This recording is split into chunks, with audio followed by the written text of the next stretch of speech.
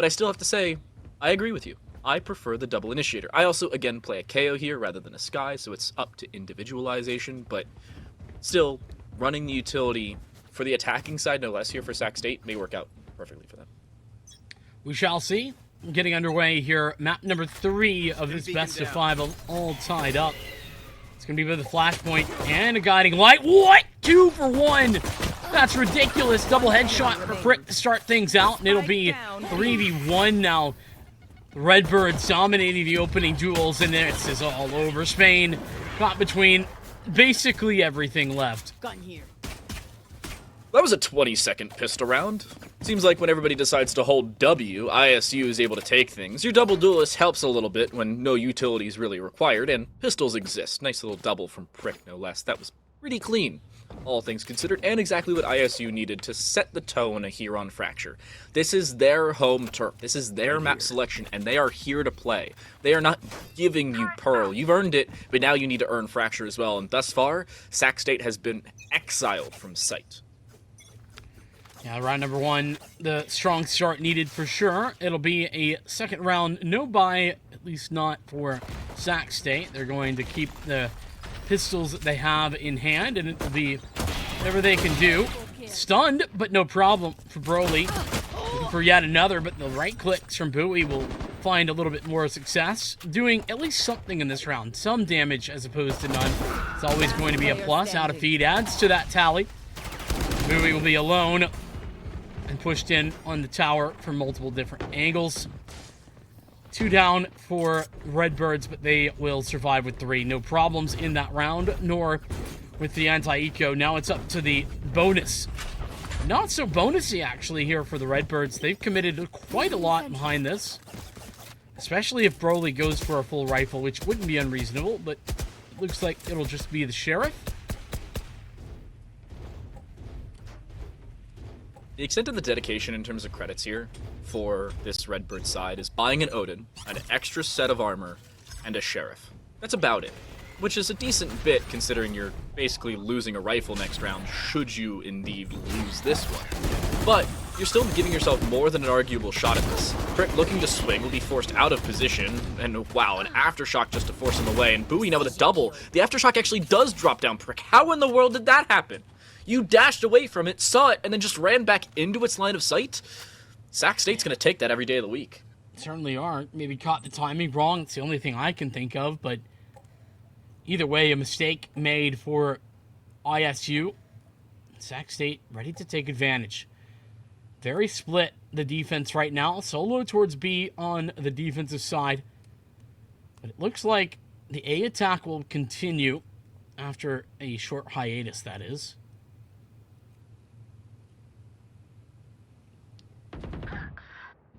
Nice shot. Yeah, Spain's going to get caught out. Or Spain catches out, excuse me, the defensive player on site. Broly will be trying to walk their way in, but it seems like Sac State have this on lock. Maybe even saving the gun would be not unreasonable for the Brimstone out towards B.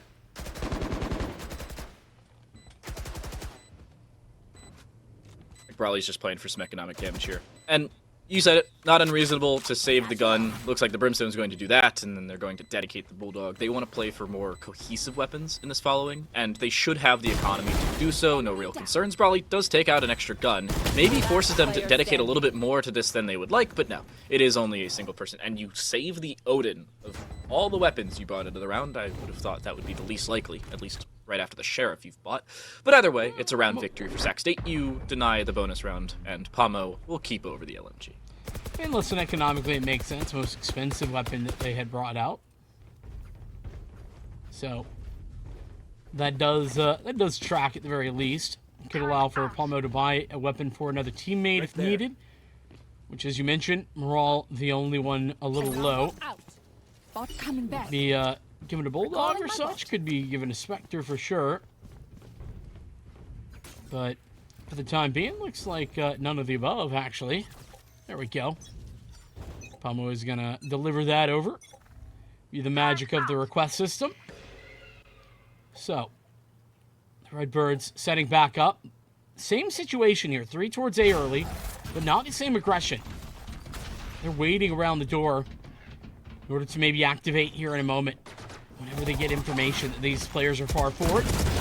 And there it is. Double spray down for Snelly alongside that flashpoint, perfectly placed to give the man advantage over to the Redbirds. In Sac State, what's their call now? Man disadvantage, limited-ish utility, but you did have to dedicate a little bit more than you would have liked in terms of repurchasing weaponry, so you've had to limit yourself in that endeavor. And you've already used some of that utility to try and get over towards this side. Luckily, Bowie will have all of their utility built back up, and should they find a kill or the ultimate orb you see on the right side of your screen, they'll also build up that Rolling Thunder. Moral is playing on an anti-flash position. As soon as it goes through, they may very well swing a fault line to preempt it, and they find all 3 players with it. Swinging for a first. We'll find that a second onto Jared, and Bowie is forced back. They will be dropped by Broly, and ISU playing nearly perfectly, losing a single player and redeeming with weaponry. Not even nearly perfectly. They played that perfectly. Specifically, Moral did. Basically hit every single player with the utility that they used. Remember that flashpoint early on. Hits 3, gets 2 out of that on the assist category. Then that fault line, as you mentioned, catches everybody. Swings, finds 2 themselves. Moral does so much damage and so much impact in that last round. Up to 5 kills and 3 assists specifically picked up there for him. So, good return to form for the Redbirds. It's back to fast plays, though. Sac State going to change the pace as they head out towards A. They have a single key bound. It is their W key. Problem is, not all of the site had been covered with that smoke, and the swing was successful-ish, at least to find one. Feed will be able to get this spike down, and there will now be the time favoring this attacking half. But the lockdown being used will fully force them out. They don't have the utility to deny this. They also don't have direct line of sight on towards the spike, nor the weaponry to play long-range engagements. This may very well be a ninja from long range. Orbital Strike may be built up. It has now been, but the problem is Rolling Thunder doesn't do all that much. Orbital Strike will be thrown through to absolutely no avail. It'll delay the inevitable. That being a flawless round for ISU. Clean retake, even better considering they keep all 5 rifles into the next round as they extend the lead to 3. Yeah, I'm really quite critical of the use there of both the Rolling Thunder and the Orbital Strike. That just isn't particularly necessary. That's a round that you don't expect to win from the start, right? They use the lockdown. I could have understood them Orbital Striking the lockdown, right? Then that makes sense. But you're already off the site. You're down. It's 2 on 5 at that point, and you have pistols. Why are we using both of those high-impact ultimates that could have been saved into the next round for something that was far more winnable? I think that's a little bit of a mistake there for Sac State. And we'll see if that comes back to bite them, because this would be a nice round to have, something of that nature. Oh my. How is that not a kill? What? To the edge of the wall, I guess. Robbed. Truly. And problem is, the overgrowth exists, or the regrowth exists, so full HP back up for Python is epic. Instead of 150 with their shields, they just go back up to 100. That sliver of the wall has saved them basically their entire life, and now they'll just send it instead over towards this B side. Some utility is already here. Fault line will indeed land, but now you'd love the Rolling Thunder that you unfortunately wasted in the previous round. Near perfect flash, 3 assists there for Python is Epic's first kill, and Spain's just walking in. They've gained some of the CT control, but they don't have to play for it. They've now brought back that kill, and now a spike plant. How to feed needs to get out of dodge, and Bowie's there to hold, but the problem is they don't have direct line of sight, and they're now being swung straight through the cloudburst. Aggression to perfection here for ISU, and a 1 versus 3 will find absolutely nothing for Snelly. They're caught out from behind, timing and information getting the better of them as ISU again string together rounds. This is an ISU we really didn't see back on Pearl at all. The timing and coordination was simply perfection there. They were able to pull out that Rolling Thunder. That count, I think, 3 players. And in the overall situation, I think it was at that point like 4v5 or 4v3 rather. That catch 3 out of the 4 players that Sac State have, and unfortunately that includes the players on the site. And there was only that flanker left alive. Just great work to work from that, number 1, but then also the cloudburst. Time to perfection on that swing from tower. Really made it difficult for the player up there to even do anything. So, a timeout called, and one understandably needed, as the 5-1 scoreline here is certainly a difficulty for Sac State. They found basically no success in the late round at all. I think the main problem that we've seen on a consistent basis for Sac State as well is really holding down real estate. Sure, you saw them. They took site control. They had the man advantage for all of, 4 seconds. But the problem really was setting in and trying to build off of that development. They couldn't play for the early engagement. They couldn't play as aggressive as they wanted to because they didn't have the utility. The over-dedication of utility has really come back to bite them, whether it's back-to-back ultimates in a round you've almost already lost, or, like we just saw, using too much just to gain site control and having very little, if anything at all, for the actual site hold post-plant. It's coming back to bite them, and in a massive way, and ISU's taking full advantage of it. When you know a team's used most or all of their utility, you can quickly catch them off guard. Moral already finding one onto Jared. Flash around the corner trying to regain that control, but they don't have to.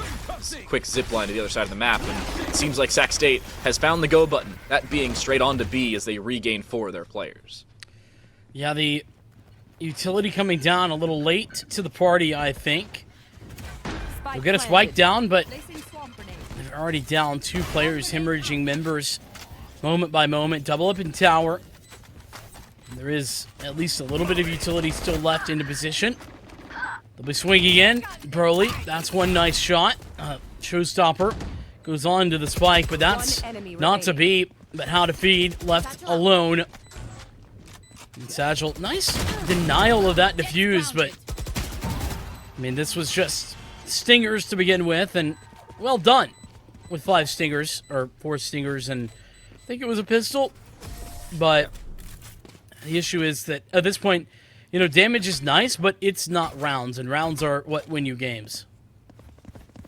Yeah, the question really remains there is, how do you quantify how good a round was when you're kind of expecting to lose? Sure, you got a spike plant. Sure, you did some economic damage as well. By no means are those bad feats.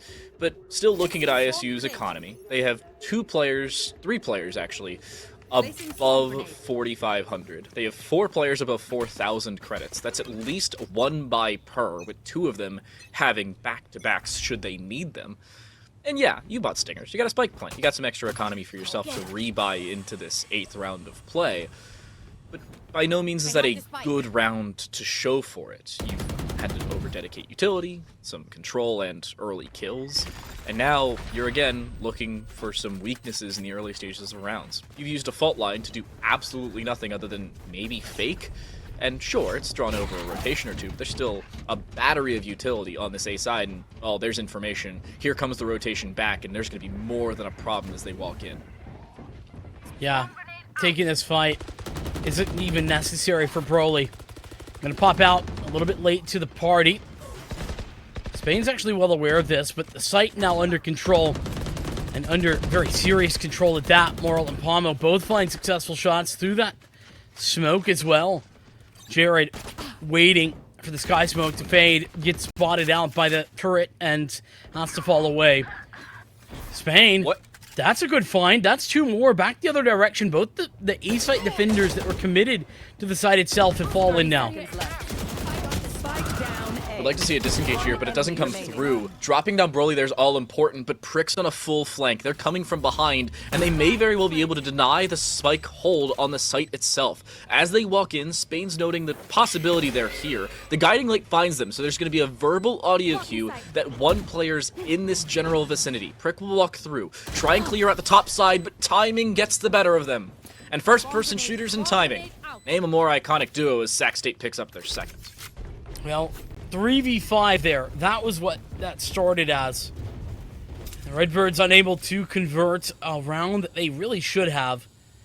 Great work from Spain to find the double kill back, equalizing things temporarily before they're traded. And of course, the closeout there, making the move. Sac State, they'll have at least a 2nd round. But again, as we noticed for the Redbirds themselves on Pearl, getting 1 round and then losing isn't really going to be enough to put you on the map. It's about how you win rounds consistently, finding more than 1. And that's one way to do just that. Spain finding Snelly immediately off the rip. They play for more information, but no. Buoy's caught by the aftershock, just barely getting caught at that. The regrowth was going to be used, but woulda, shoulda, coulda, it was not successfully. So a 1-for-1 trade in the end does indeed come through. 5 smokes used in the general vicinity of this site, 3 from one, 2 from the other in terms of the brimstones. They actually are able to get the spike down. They use it on the outside of the orbital strike, and now's the post-plant setup. Spray from over top. Python has been seen, but they aren't cleared early enough. A flash over top, but it won't matter. A kill found preempting that flash being popped. They still have to clear out Dish, and they're unsuccessful again, as Jared is not done from the top side. A flank from Broly has been heard, and Spain swings to near perfection. Moral now to 1 versus 3, won't even find a first. 3 players left alive, Sac State with a third, and they're looking much better here on the attacking side of Fracture. Yeah, this is a good recovery thus far. 2 now in a row that they've been able to find. And running out of money, our ISU, this is their 3rd and final purchase that they'll actually be able to buy something reasonable, because they have that Blade Storm on the jet in order to add addition to their economy.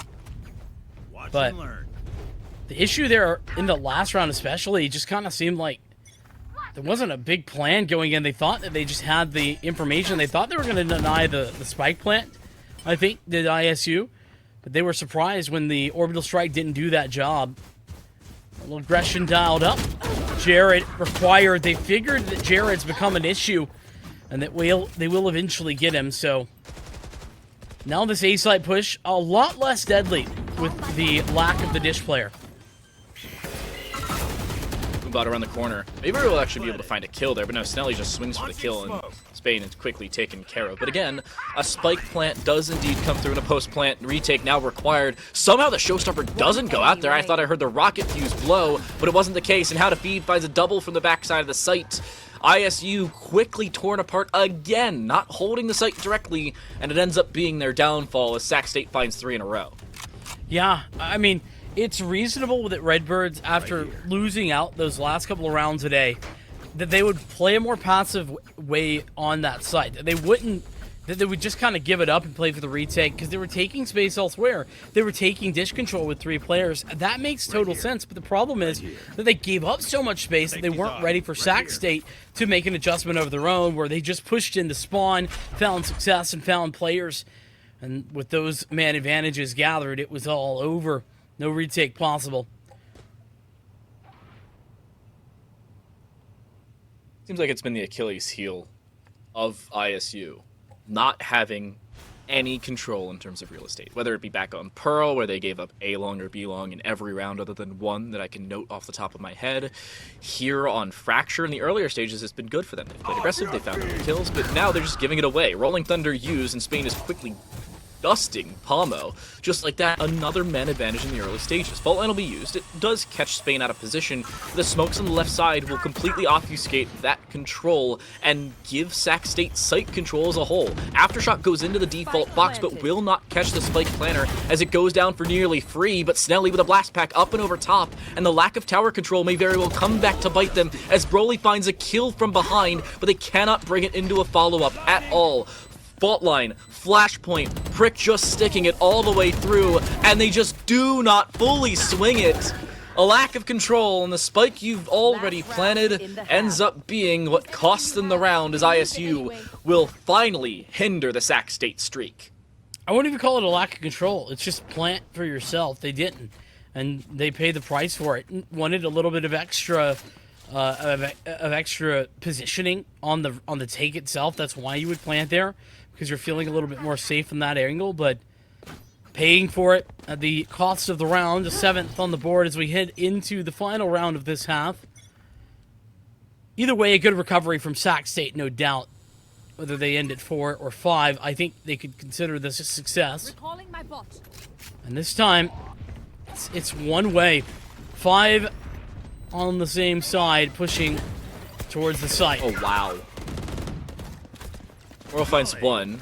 Incendiary used, but no, it misses. Oh, that's a massive hindrance to this hold on the defensive side. Good swing from Broly over top, and Snelly actually finds a follow-up. So that Incendiary ends up not being the end of the world as Pomo just plays off the timing and actually turns it into a follow-up kill. But Jared now in 1 versus 2. This is more than attainable here for the Killjoy. They swing slowly and actually turn it into a follow-up frag. Lockdown used. They still have the bot should they need it, and both Nanoswarms. They just have to take the straight-up gunfight, and they're dropped doing so.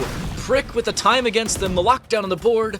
Doesn't care. They swing, they frag, and they make it an 8-4 half for ISU. Solid half. This is where you could really see the Redbirds just, clawing this back, 2-1 scoreline. Map 4 engage, right? That'd be Ascent coming up. That being said, Sac State, we know they're not a team to falter after just 1 half. An 8-4, it seems more dominant than it is, I think. They could very, very clearly bring this back, especially if the pistol round goes their way. We're talking about immediately an essentially even game. Of course, those are all big ifs. There's no guarantees in this game of Valorant. At the moment, we got an interesting setup. Actually, very similar setup for ISU that Sac State put together on the pistol round. Forward towards Arcade is will be looking to get tower control. Little dash up doesn't actually get there, but the stun will be good enough. We're finding that opener. If ISU pick up this pistol, this is a massive problem for Sac State. Second half pistol of our previous map went their way, and it turned into 3 consecutive rounds in their favor. That cannot be the case here on the same attacking side. Paint shells go up and over top, do a decent bit of damage, and somehow Prick is dropped by that? Wow, somebody buffed the paint shells and didn't tell anybody on ISU. And Moral, now trying to get this spike down. It's actually Pomo to do so. They're caught out by the Aftershock, of which apparently has been buffed as well, finding multiple kills in this map alone, and now they're just sending it onto the site. They don't care about this hold. They have all the utility in the world to set this up, and they've also put themselves in prime position to just stick the defuse all the way through.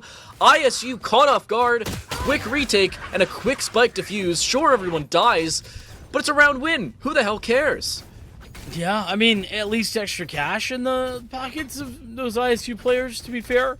So there's something to be had in this, but it's not a lot, and it's not worth the ultimate lost round. That said, look at what they're doing here. Full save coming up. It'll be SMGs for everyone for the Sac State side.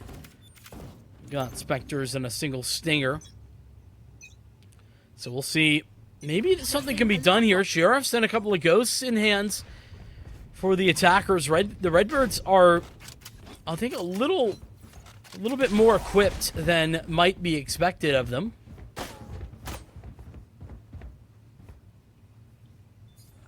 I'll be real with you here. I would have preferred to see ISU buy here. I would have liked them to at least try and take Sac State off of their weapons, and instead of at least putting themselves in a more than likely bonus round situation, play for a denial of conversion and turn it into a little bit more of a contentious early part of the half. Paint shells being prepped, they're going to open the door and then send it straight through. Aftershocks going to be used to just create space back the other way, but there's that quick take. Paint shells will create all the space they need, and they're actually going to take the zip line up, but they'll walk into 3 separate players. A firing line on the defensive side surprisingly only finds 1 kill in the earlier stages. Again, a 1-for-1 trade, but a swing from Bowie at least turns it into a follow-up. Brawley's in a 1 versus 3. Sheriff in hand, Guiding Light barely catches them, but does give their position away with a swing nearly perfectly timed. Bowie's on a sliver of health. A strong breeze would blow them over, much less a Sheriff shot through the wall, and it's a 1 versus 1. The Killjoys contending with one another, so the spike has been retrieved, but Jared from long range needs to play either for timing or a post plant, and Brawley will get the spike down. Yeah, both should have SMGs. This Sheriff actually could be the difference maker. Spotted out. Broly now knows what's going on. Been trying to use a lockdown, but it's unnecessary. The clutch is there. 1v3 for the KJ, and no investment necessary for the Redbirds to win the round. 9-5, the scoreline. The Sac State Gold, they fall apart. It is round 3 of the half, and Brawley already has their lockdown built up. That shows you how big of a part of these first 2 rounds of the second half they've been, getting the spike down, a couple kills in that first round. I honestly thought they were going to use the lockdown. They built that up even before the final kill of the round, but they decided, straight up gunfight's all I need. Sheriff, you mentioned it, was indeed the difference maker there. And, Sac State forced onto lesser weaponry. You talked about it not even needing the investment. Now, Sac State can't even afford to build one up for themselves. Jared's the only one in this zip code, much less on this site. But a quick flank's being set up. They may not note this. The spikes on that side, timing getting the better of them, but it's not going to matter. Pomo with 2, Prick with 2 of their own. This is a done deal. Dusted round. Jared will find damage. And that's it. A flawless third round of the half here for Redbirds as they build up double digits on Fracture. Yeah, lockdown was used, but really not needed there, all things considered. It'll be a timeout called for Sac State. They've lost 2 in a row after the tragedy that struck with the pistol buy, or up against the pistol buy. And, of course, this one, the anti-eco, pretty clean and dandy. So, Redbirds, they are going to want to continue to find the success that they've been having. Sac State, on the other hand, well, what can they do? I feel like they did just pull out a very aggressive A push. They shouldn't do that again, not so soon. Maybe dish control? I could see that being reasonable.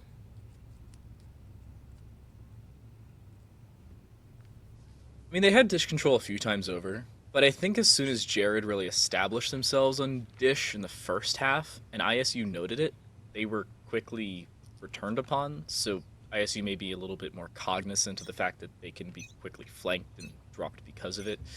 There's really 2 sides of the same coin. Do we take it and then risk it being fully given up for later rounds when we really need it, or do we just give it up and have Sac State just fully take it for free? Jared's still playing on that A side, even on the defense, so they could just fully take Dish if they want to. But it hasn't seemed like ISU's favored Dish all that much in their own right. You never really know, even with Jared throwing down not only Alarm Bot, but a Nanoswarm on that side just the same. Frick.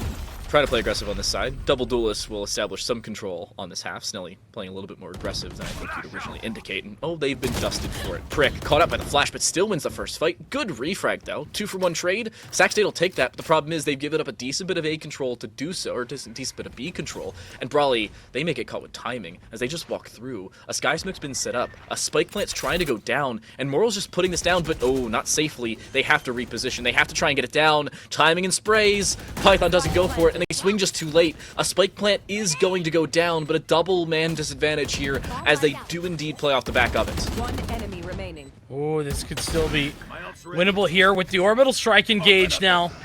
Bowie gonna have that. Excuse me, Pomo. Pardon me. Doesn't get the kill with the orbital, but does get an additional frag. Now has to continue to swing out. That's going to be the diffuser. They've got halfway. And finally, Bowie will answer back. Oh my goodness. Scary situations for Sac State, but the Redbirds are felled. It will be a 6th round on the board. Finally. And I say finally, even though it's only been 2 rounds, it was a hard-fought victory for Sac State Gold. Really had to find those tools, and it's one of those situations where Palmo just hits all the shots, really. Not a lot you can do when they're connecting those so well. Not only that, but Pomo had a genius decision. Pomo puts down the orbital strike, forces an early swing, takes the fight. Their position was known, but while the orbital strike was still up, they re-swung to the close corner of B long. Just to sit there, because their position was known on the left side. They were expecting to swing from that side, and now, into the follow-up, aggression early over towards this A main half. They have to play for an early kill. 4 players already on this side, a 5th has already been built up. Returning fault lines, now Seekers as well, but Brawley hasn't been noted. You talked about dish control, it ends up being the bane of Sac State's existence here on the A defense, and Moral will shut down the site control itself as Bowie is dusted. 2v4, honestly, do you save here? Wouldn't be unreasonable, but at the same time, gotta give yourself a chance to win this, and Spain is doing just that. Pomo dissuades Spain, though Hana Feed's the only one alive. And, well, already took 101. It's up to 102. Oh, that's a great fault line. Spotted out. Knowledge known. Double swing, and even though they get one more, it's 11-6 for the Redbirds.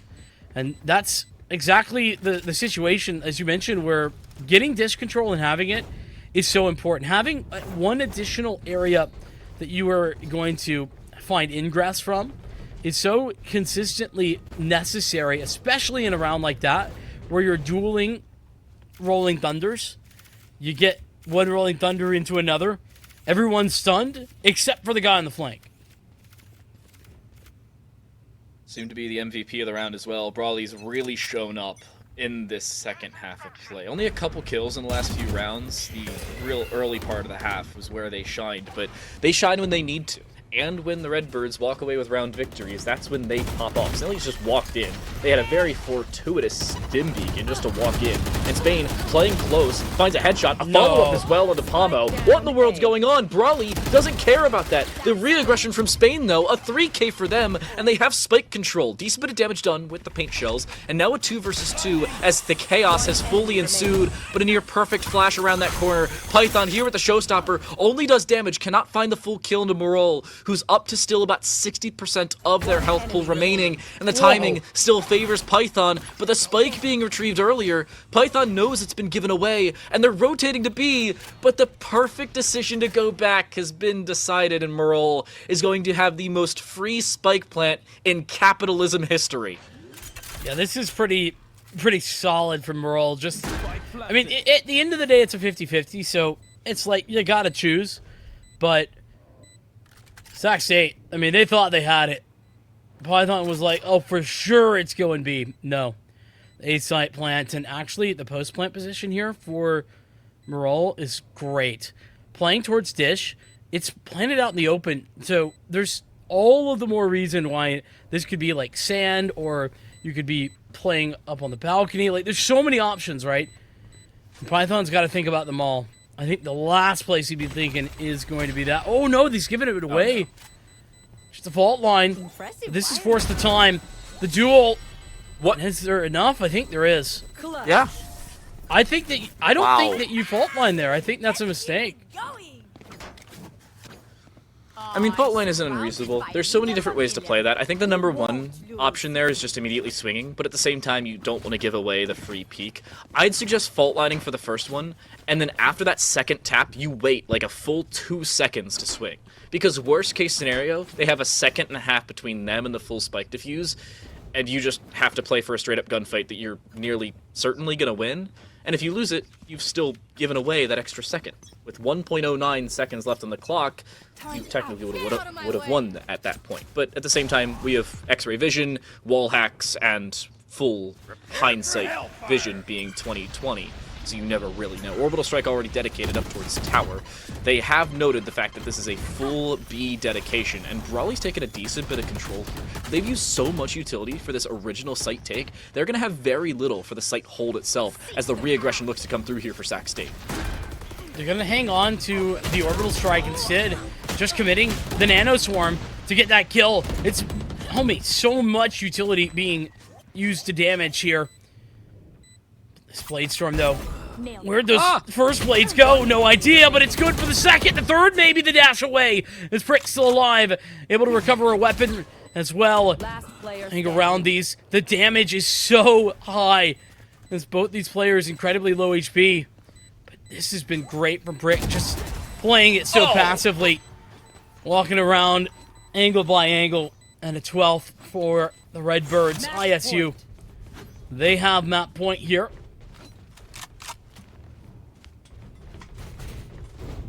That was chaos. That original site hold was just straight chaos. And now, ISU with more and more momentum setting in for them. Sure, it's been direct trades of rounds for the last 4. Sac State winning 1, Redbirds winning 1, and then back again, twice over. But at this point, if you continue with those trades, this map's going to end 13-8. And Sac State hasn't had that consistency on either side of the coin. They didn't have it on their attack, they couldn't build it up on that consistent basis, and now with the lockdown already being dedicated towards the B side, sure, rotation's going to be here, but how to feed may very well be caught out here. It's coming down to the timing of that Sky Smoke, but they will audibly run away. They may still very well be caught out. They will be detained in that corner. Will the information be there? Will the convert of the kill as well? That's the real question. The answer seems to be no, but no, Prick with perfect timing will walk in and take that first frag. Spike already planted, not all that much utility required to get it down either, and at this point, Sac State's going to have so much control to work with, but that defensive lockdown now creating a little bit more space back the other way. Snelly looking for this frag. The swing from Prick, looking for damage, cannot find it. They need to swing with Snelly, and they will with a Judge. A 1-for-1 trade, though, not going to end the world by any means. A follow-up fault line, however, has already been built up alongside the Rolling Thunder, which is going to catch all of the remaining players of Sac State Gold off guard, and ISU cleans house in the second half of Fracture and goes up onto match point in the series. Yeah, 13-7. Another one where I think you could fairly say that it was relatively dominant for ISU most of the way through that map.